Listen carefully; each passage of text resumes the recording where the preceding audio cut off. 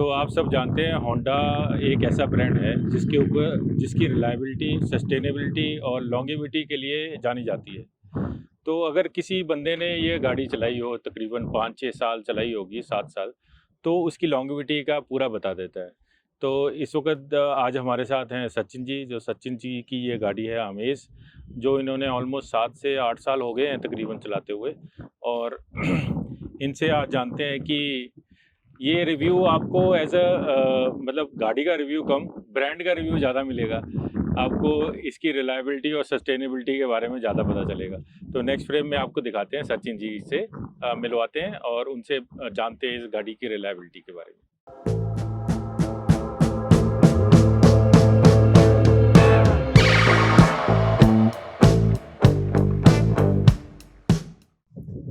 तो welcome Sachin ji to our channel Truly Autos. Thank you. तो वही है, आपसे हम जानते हैं कि आपने ये गाड़ी ऑलमोस्ट 7 इयर्स हो गए, राइट? 2018 में ली थी 2018 और 7.5 साल हो गए। 7.5 साल हो गए। तो आपने ये गाड़ी 7 साल रखी है, कितने किलोमीटर चला दी है और आपका कैसा एक्सपीरियंस रहा बेसिकली होंडा अमेज़ के साथ? ये रफली मैंने 51,000 किलोमीटर चला दी। ओके। 51,700 कुछ, और एक्सपीरियंस ठीक है, बढ़िया है। इसमें सिर्फ ये था कि पिछली गाड़ी जो मेरी थी वो i20 थी, वो थी डीजल में टर्बो इंजन। ओके। तो वो ऑलरेडी काफी हैवी थी, हाईवेज पे काफी मोमेंटम उसका फील होता था कि आपने अच्छी स्पीड पे चला रहे हैं तो वो मोमेंटम अच्छा फील होता था। ओके।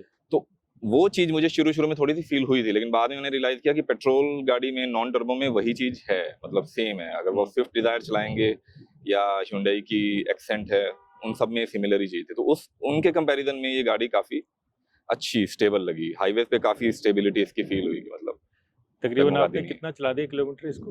51,000। और डिलीवरी एक्सपीरियंस वगैरह Hyundai वर्सेस होंडा कैसी रहा? जो i20 थी वो मैंने ली थी सेकंड ओनर। ओके। तो डिलीवरी एक्सपीरियंस, मतलब वो फर्स्ट गाड़ी थी जो मैंने ब्रांड न्यू शोरूम से निकाली थी, तो वो काफी स्मूथ था और मुझे सेम डे डिलीवरी दे दी थी, जो कि मैंने बुक कराई थी। ओके। तब ये गाड़ी नहीं लॉन्च हुई थी, ये फर्स्ट लॉट की गाड़ी थी। फर्स्ट लॉट की गाड़ी? हाँ, जब ये गाड़ी लॉन्च हुई थी तो उनका जो प्री बुकिंग वाला जो ऑफर था उन्होंने वो दिया था, उस पर डिस्काउंट था। ओके। तो वो फर्स्ट बुकिंग, मतलब उस टाइम पे स्टॉक में भी थी गाड़ी। हाँ जी। तो उस मामले में डिलीवरी मतलब काफी स्मूथ था, डिस्काउंट अच्छा मिल गया। ओके। तो वैसे उस वक्त ये गाड़ी आपको कितने की पड़ी थी? उस वक्त 8.5 8.5 की गाड़ी। और ये कौन सा वेरिएंट है बेसिकली? ये टॉप मॉडल है BX में। इसमें उस टाइम पे, अभी तो पता नहीं, लेकिन उस टाइम पे जो टॉप मॉडल था उसमें क्रूज कंट्रोल आता था, ऑटोमेटिक में नहीं आ रही। ऑटोमेटिक में नहीं। और जो सेकंड टॉप था उसमें ऑटोमेटिक था लेकिन क्रूज नहीं था। ओके। तो मेरी मोस्टली रनिंग हाईवेज पे थी, तो फिर मैंने क्रूज को चूज किया कि मैंने कहा चलो अच्छा। ऑटोमेटिक में क्या ही करेंगे। तो आपका वैसे टोटल सर्विस एक्सपीरियंस कैसा रहा होंडा के साथ वैसे? वो काफी स्मूथ था अनडाउटली। मैंने आज तक अभी 7.5 साल में एक भी सर्विस बाहर से नहीं कराई। उनकी पिक एंड ड्रॉप है, ये क्लासिक होंडा मथुरा रोड पे फरीदाबाद। ओके। तो उनकी पिक एंड ड्रॉप सर्विस, एक दिन में सर्विस करा के, और कोई इश्यू नहीं। मतलब 6 साल बाद एक क्लच प्लेट चेंज कराई, क्योंकि मुझे थोड़ी सी, मतलब मुझे था कि हाईवे पे चलती है गाड़ी तो कहीं पे भी कोई भी थोड़ी सी प्रॉब्लम ही ना करे, तो थोड़ा सा भी कुछ हो तो चेंज, मतलब उसको सही करा लो। तो क्लच प्लेट में थोड़ा सा टाइट लग रहा था तो मैंने क्लच प्लेट चेंज करा ली। टायर थोड़े से घिस गए थे कि चलो पंक्चर बार बार हो रहे थे, तो फिर मैंने टायर लास्ट ईयर सारे चेंज करा लिए। तो आपका कितनी मेंटेनेंस बैठती है बेसिकली इसकी? मेंटेनेंस इसकी शुरू से लेके अब तक पर ईयर की 7 से 8,000 10,000, मतलब सब इसके ऊपर? हाँ, आज के लास्ट मेंटेनेंस मेरी कुछ 7,000 के आसपास। 7,000 के आसपास। बढ़िया है, 7,000 कोई बड़ी हाँ, बुरी बात नहीं, नहीं, बहुत अच्छी है। रिलायबल भी है ना। यहाँ से गाड़ी लखनऊ लेके जा रहा हूँ 600 किलोमीटर, वो हाईवे है जहाँ पे दूर दूर तक कोई मैकेनिक नहीं मिलता, तो वहाँ पे आपको रिलायबल गाड़ी चाहिए। आप फैमिली के साथ हो तो थोड़ा सा लगता है ना कि होंडा के साथ ये रिलायबिलिटी और वो तो है ही है। हाँ, होंडा मैंने फर्स्ट टाइम होंडा यूज करी थी, तो अब जब मैंने भी मतलब अपग्रेड करने का भी सोच रहा हूँ, तो जिनसे मैंने कोट लिया कास्ट 24 स्पिनी व्हील्स, तो जो उनके इंस्पेक्शन के लिए आए तो वो सबसे पहले यही पूछ रहे थे कि बेच क्यों रहे हो उसको। ओके। उन्होंने टेस्ट राइड ली तो कहते इतना मतलब प्यारा इंजन बड़ा है तो उसको बेच क्यों रहे हो। अच्छा। तो मैंने कहा वो अपग्रेड करने के लिए निकाल रहे हैं, लेकिन हाँ। व्यूअर्स को मैं बता दूं, ये गाड़ी ये बेच रहे हैं और 51,000 इन्होंने चला लिया है ऑलमोस्ट, और ये गाड़ी को अपग्रेड कर रहे हैं। तो अभी तो बेसिकली ये रिव्यू आपको ये भी देगा कि अगर आपको कोई गाड़ी अमेज़ आपको गाड़ी इस प्राइस ब्रैकेट में मिलती है, मतलब इस रेंज में चली हुई मिलती है, तो और उस गाड़ी की कंडीशन कितनी बढ़िया रहती है होंडा की स्पेशली। तो over to Sachin ji again. तो अब मैं नेक्स्ट क्वेश्चन ये है कि अब आप कौन सी गाड़ी देख रहे हैं? अभी शॉर्टलिस्ट मैंने करी थी, एक तो क्रेटा ओके। और दूसरी सेल्टोस हम्म। और थर्ड थी एलिवेट। ओके। इन तीनों में से एक चूज करने का था मेरा प्लान, ओके। तो I am going with Seltos. Okay. HTX Pro So variant है। since you are a Honda user, right? तो आपने होंडा चलाई है, आपने उसको समझ लिया अच्छे से, सर्विस कॉस्ट भी आपने देख ली है, तो ये क्वेश्चन तो बनता है कि आपने एलिवेट क्यों नहीं चूज की? वो मुझे पता था ये क्वेश्चन आने वाला है। उसमें क्या है कि मेरी पिछली गाड़ी क्योंकि i20 थी, हाँ जी। तो वो काफी प्रीमियम फील होती थी। आप अगर होंडा का इंटीरियर देखेंगे तो इंटीरियर होंडा का काफी मतलब वो ठीक है, वो होंडा की अपनी USP है कि वो काफी सिंपल इंटीरियर रखते हैं, बहुत ज्यादा तामझाम नहीं देंगे।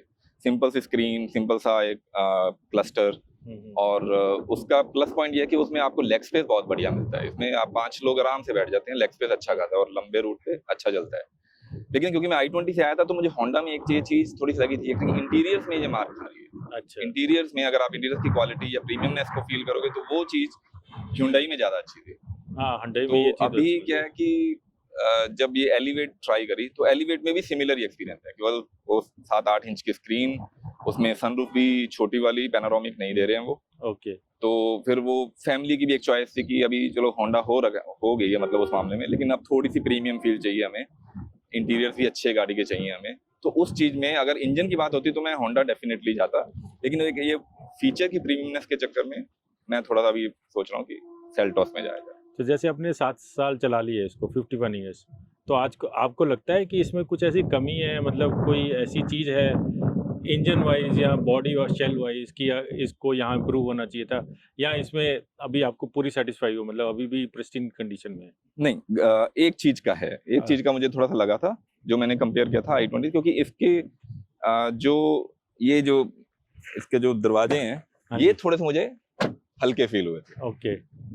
एक होता है कि जैसे आप किसी अच्छी गाड़ी में बैठे हो तो आप दरवाजा जब बंद करते हो तो आपको फील होता है कि आप किसी अच्छे कैप्सूल में आगे बंद हो गए। यहाँ पे थोड़ा सा जैसे 5-6 साल बाद दरवाजे जो हैं, जो शीशे हैं, वो थोड़ा सा वाइब्रेट करने लगे। ओके। तो फिर मैंने उनको थोड़ा सा दोबारा उनको ट्यून करवाया। अच्छा। तो सिर्फ वो चीज थी एक जो मुझे ओके। फील हुई, अदरवाइज इसके अलावा मुझे कोई चीज नहीं फील हुई। तो जब उन्होंने ट्यून किया तो उसके बाद उसके बाद नॉर्मल हो गया। उसके बाद नॉर्मल। लेकिन हाँ, वो आप मान के चलिए कि ये वाली गाड़ी अगर आप मे बी इन्होंने ये चीज इंप्रूव कर भी दी हो रिसेंट वर्जन में, तो ये चीज मान के चलिए कि हाँ, कि थोड़ा सा जो इसका बॉडी का जो क्वालिटी है वो थोड़ी सी मतलब आपको एज कम्पेयर टू ये एक्सेंट जो Hyundai की है उससे थोड़ी सी हल्की सी आपको लगेगा कि ये वाइब्रेट कर रहा है, शीशा आवाज कर रहा है। और तो बेसिकली वो पहली वाली जनरेशन तो पहली हैवी आती थी, उसके बाद से तो सभी गाड़ियों की थोड़ी थोड़ी हाँ, क्वालिटी ये भी डाउन तो। दूसरी चीज ये लगी, वो हालांकि होंडा ने अमेज में ही जो 2020 के बाद के मॉडल थे उनमें उन्होंने फिक्स कर दिया है। ओके। इस गाड़ी के रियर वेंट एसी के वेंट नहीं है, इस गाड़ी के अच्छा। रियर एसी वेंट्स नहीं है। आप तो शायद डाल दिए इन्होंने, शायद नए हाँ, अब वर्जन डाल दिए इन्होंने। अब डाल मेरे एक दिए। फ्रेंड ने ली है अमेज ही डीजल में, तो उसके पीछे है, तब मुझे पता चला कि ये मतलब था। तो वो गर्मियों में खास करके बहुत परेशान करता है, क्योंकि जो पीछे वाले पैसेंजर है फिर आपको एसी फुल में चलाना पड़ेगा और पड़ता है। तभी पीछे थोड़ा सा कूलिंग होएगी। तो फ्रंट वाले को तो कोई इतना इश्यू नहीं है। तो ये 2 चीजें थी जो मुझे लगा कि इसमें वैसे स्टेबिलिटी वगैरह अच्छी गाड़ी स्टेबिलिटी अच्छी है, हाईवेज पे ओके। आपको फील नहीं होगी वाइब्रेशन वगैरह कुछ नहीं है, मतलब 120 की स्पीड पे आराम से क्रूज करती है। क्रूज करती है, लीनियर पावर है वो, इसीलिए जो मैंने देखा है, हाँ। मतलब एकदम से आपको इसमें पुश तो नहीं मिलता, बट हाँ लीनियरली नहीं, पुश मिलता है, अच्छा पुश है। अच्छा। आप इसकी पिकअप बहुत अच्छी है। ओके। हाँ। चलो ठीक है जी, कॉन्ग्रेचुलेशंस आपको नई गाड़ी के लिए। Thank you. तो व्यूअर्स को हम बता लें, इनकी नई गाड़ी आएगी तो उसकी डिलीवरी वीडियो भी आपको एक रील जरूर मिलेगी। So this is what it is, we just made a small review of this car. तो इन्होंने डैश कैम वगैरह भी सब लगाया हुआ है, सिर्फ डैश कैम ही लगाया और हाँ डैश कैम ही लगाया हुआ है। तो अगर ये वीडियो आपको अच्छी लगी और गाड़ी पसंद आई तो चैनल को लाइक कीजिएगा, सब्सक्राइब कीजिएगा। Will see you next video. Thank you so much.